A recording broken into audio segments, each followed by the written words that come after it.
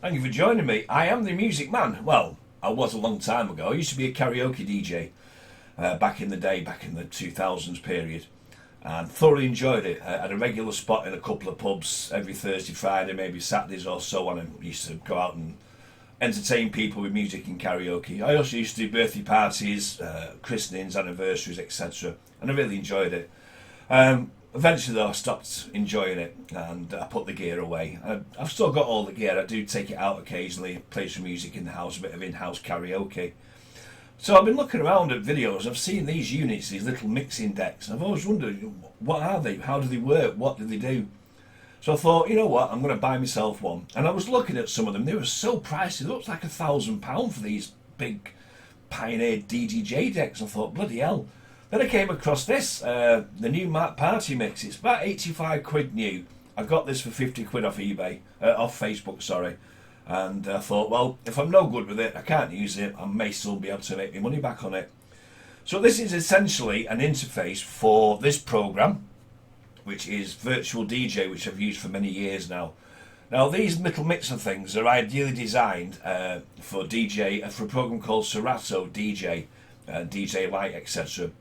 If you want to use it with Virtual DJ, you do need a license, and if you want to know the price, just go to the website and have a look for yourself. But I thought, I'm going to buy myself one. I thought I'll do a quick video showing you all the various bits and pieces and what it can do. So out the box it comes like this, some little pretty lights there which you can have lighting up. All these knobs and buttons which confused me a lot when I first got it, but I've had a good play with it, so I do now roughly know what they all do. On the side here you've got your USB port and you've got a main and a headphone. Why a main and a headphone?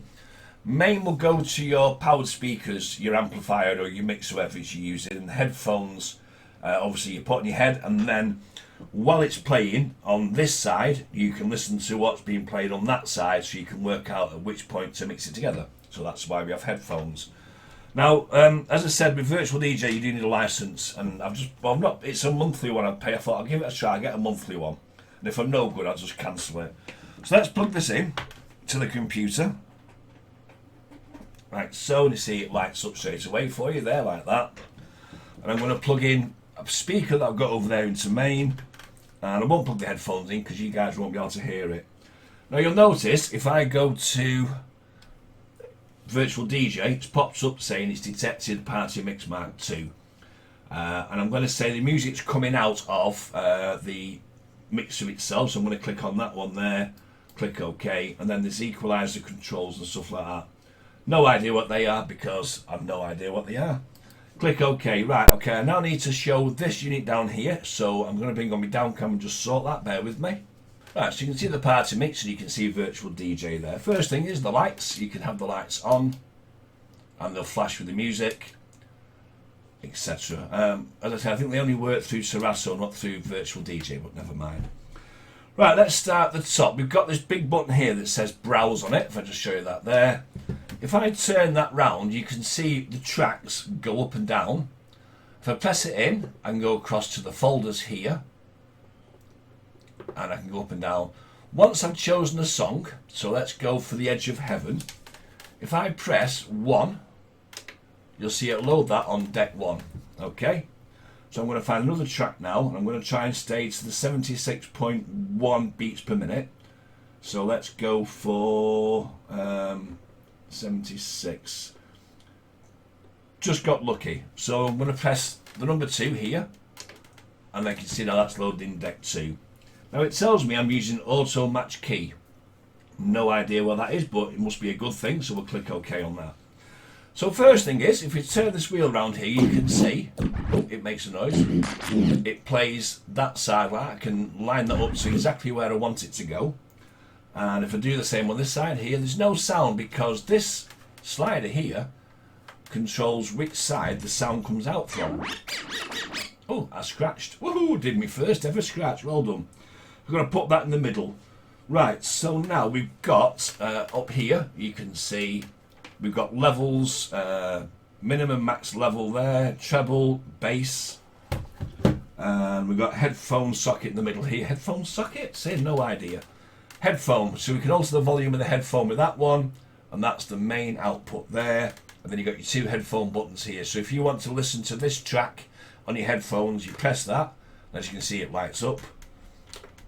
And you've got these here, which are individual sliders. So if I'm playing music on this side here, I can turn that down and nothing comes out of it. And if I put that one on that side, I can turn that down. So you can alter the level of the sound coming out individually with these two sliders here. There's also a main knob here which controls the output to your speakers, and you've got your fader here to go between that track and that track, as we said. Right, okay, we're getting somewhere now. These on the side here control the pitch here, so if I move that up and down, you'll see as it plays, it either plays slower or plays faster. Alright, dead simple. So far we're doing really well, because you want to know what all these buttons are for.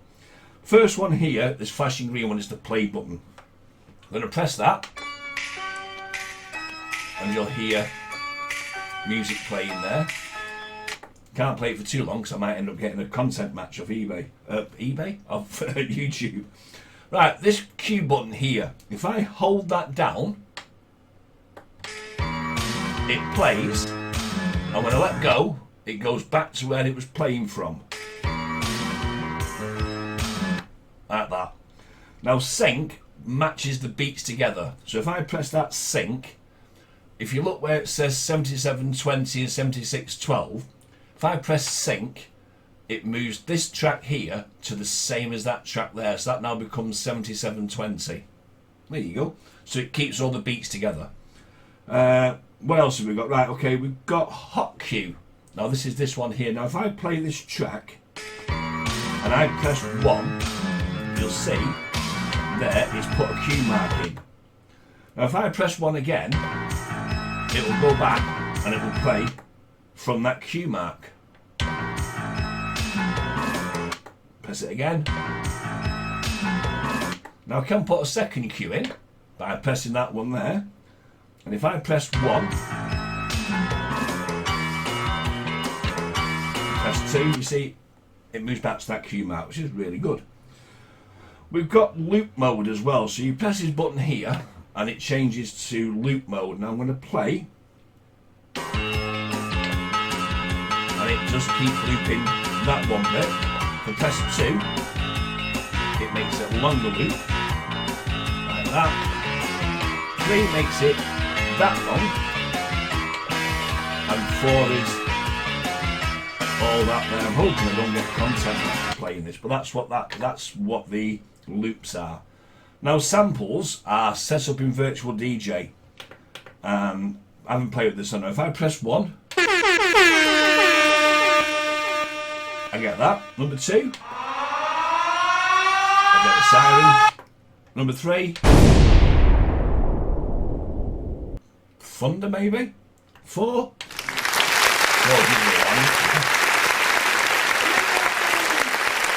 So that's what those samples are there. And effect. Now, so let's go to effect. And if I press play and I press number 1,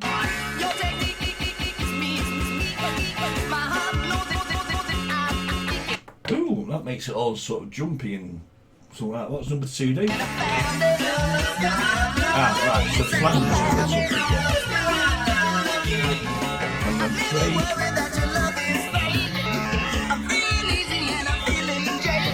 4. I suppose you can set those up. Maybe that's what these are for here. You can set that deck 2 effects, flanger, distortion. Oh, there you go. So there's all sorts of things here in Virtual DJ that you can set for the effects, which are going to be the same on this side here. So you can have a play with those. That's what those buttons are, they're effects. So that's it. That's all the knobs and buttons on this party mix, how you plug it in and what it does. So I suppose the next thing to do is to maybe sort of work out music wise. Now people say the only music you can actually mix is like club music, because it's got a pattern where you can then play and then mix in from that point. Things like normal pop music like the 80s, 90s and so on wasn't really built for that, but I've seen a lot of successful DJs mix 80s and 90s tracks, so that's something I'm going to have a look at doing. When I come back in the next video, hopefully I've worked out how to maybe do some mixes. I can show you a few brief seconds here and there of the mix, because obviously, again, I may end up getting content matched. You may not see this video because it may end up being content matched, but we'll never know. We'll see how things go. Otherwise, I'll see you in part 2 of this session of me learning how to be a DJ.